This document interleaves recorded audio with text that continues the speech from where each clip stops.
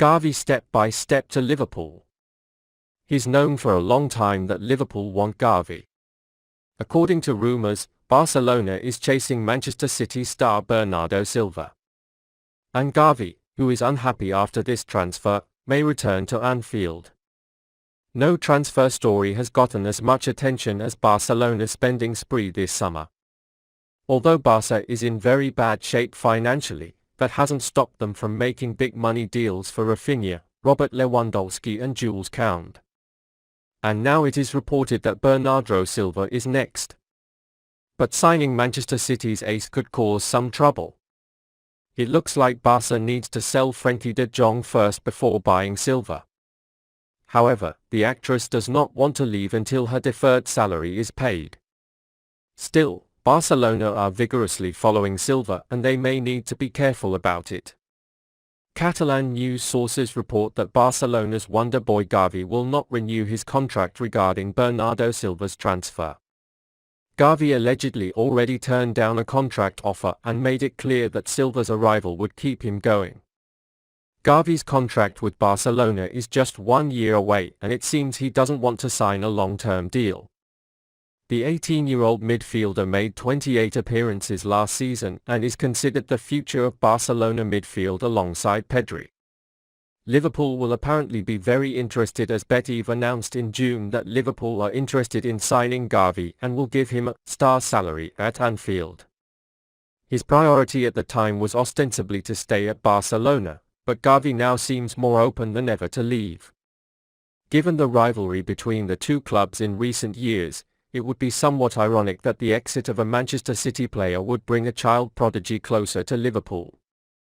This will likely be talked about for a while, but Liverpool will be keeping a close eye on Gavi's situation at the Camp Nou. Liverpool about to sign Jude Bellingham. With more than 3 weeks left in the Premier League transfer window to close, reports of Liverpool in talks for new signings are starting to come in more often. The club's highest goal since the beginning of this summer is Jude Bellingham. And now, according to new reports, it has been reported that talks will intensify this week to see the English player at Anfield in 2023.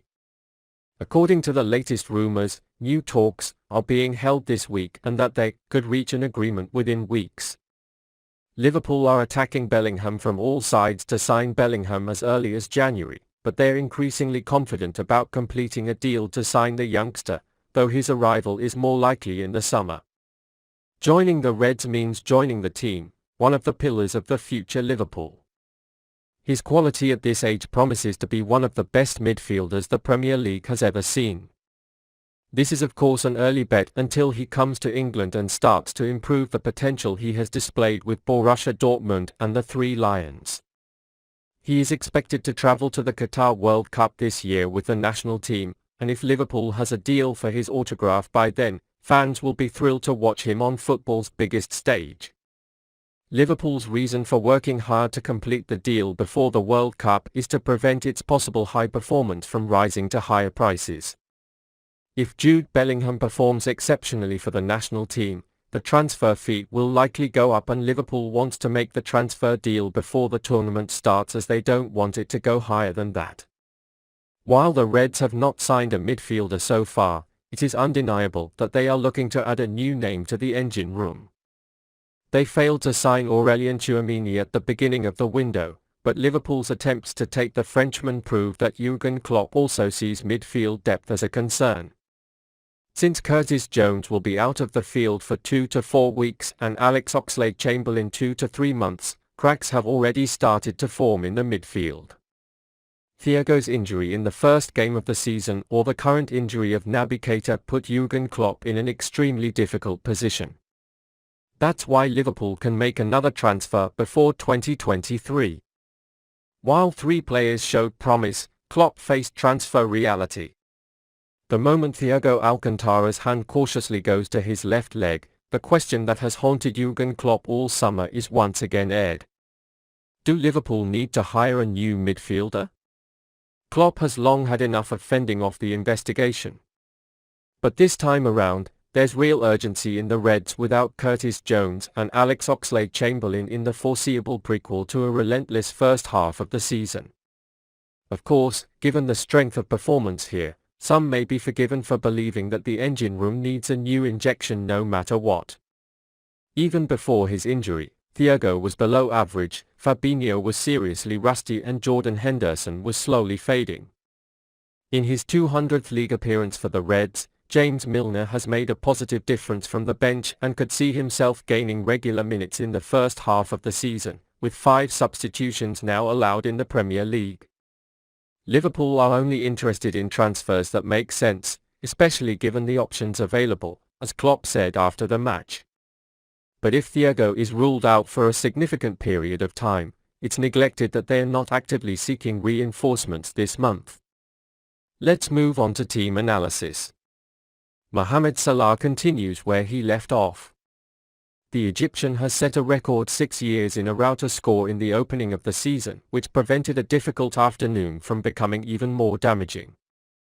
For most of the first half, however, his teammates were doing their best to test Salah's patience with a series of ambitious or failed passes that gave the Egyptian little opportunity to practice. Salah may be good, but he's not a miracle worker. Still, despite being Liverpool's sharpest and most dangerous pre-season player, the contract uncertainty has cleared up and he appears determined to make up for what, by his standards, has been an overwhelming year so far. And mocked for his return to Craven Cottage, backup Harvey Elliott provided a service of creativity and consistency to a failing midfielder, making Mohamed Salah more effective. Fulham's defensive duo smashed Anthony Robinson and Tim Ream, along with Darwin Nunez. The reward for his efforts in the second half was an assist and a goal. On the other wing, Luis Diaz's performance mirrored his own pre-season performance, but was initially quiet. He actually scored an excellent goal but got stuck offside. As the minutes progressed, it became more and more dangerous against a tired Fulham. The opening seconds provided a warning of what was to come for Liverpool. As the visitors continued to hold the ball on the back line, Joel Matip threw the ball to Trent Alexander-Arnold and asked his teammate to roll it towards Alisson Becker. Instead, the English player ignored the call and attempted a forward pass, commissioned by Fulham, eventually leading to a full wide kick by Alexander Mitrovic. It set the mood for the first half, where Matip's vigilance did a lot to prevent Liverpool from facing an even bigger half-time deficit. Joe Gomez will have the opportunities, but with Ibrahima Konate gone for a while, Matip again looks like Virgil van Dijk's central defender partner. There may be some small consolation in the fact that the Reds can't play any worse this season.